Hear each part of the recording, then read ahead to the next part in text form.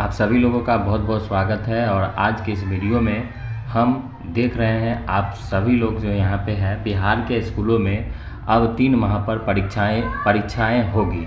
अब बिहार के स्कूल में जो है अब 3 माह पर परीक्षाएं होगी। पहली से 8वीं तक की कक्षा के लिए इसी सत्र से नई व्यवस्था लागू, NCERT लेगा परीक्षा। अब यहाँ पे देख सकते हैं राज्य के सरकारी और सरकारी सहायता प्राप्त विद्यालयों में पहली से 8वीं कक्षा में अब साल में 4 बार परीक्षाएं होगी। यानी पहली कक्षा से लेकर 8वीं कक्षा तक जो होंगे वो साल में 4 परीक्षाएं होगी। यह व्यवस्था इसी सत्र से लागू यानी 2025-26 में लागू हो गया है।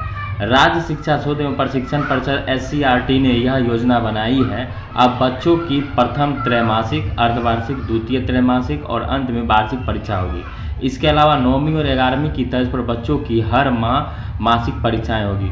9वीं से 11वीं तक के जो भी स्कूल हैं, ठीक है, उच्च माध्यमिक है, उसमें हर महीने परीक्षाएं होगी।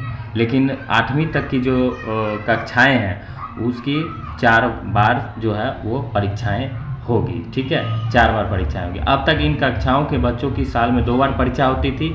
इनमें एक परीक्षा सितंबर में जो अर्धवार्षिक होती थी तो दूसरी मार्च में होती थी। SCERT के निदेशक संजन आर ने बताया कि बच्चों का समय आकलन करना बहुत ज़रूरी है। कक्षा में पढ़ाई कई चीज़ों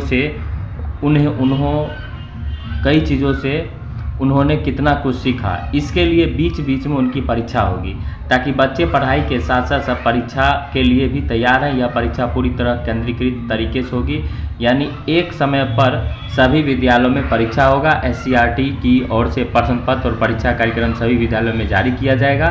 मालूम हो कि पिछले साल से ही केंद्रीकृत तरीके से पहली से 8वीं की परीक्षा की व्यवस्था की गई है।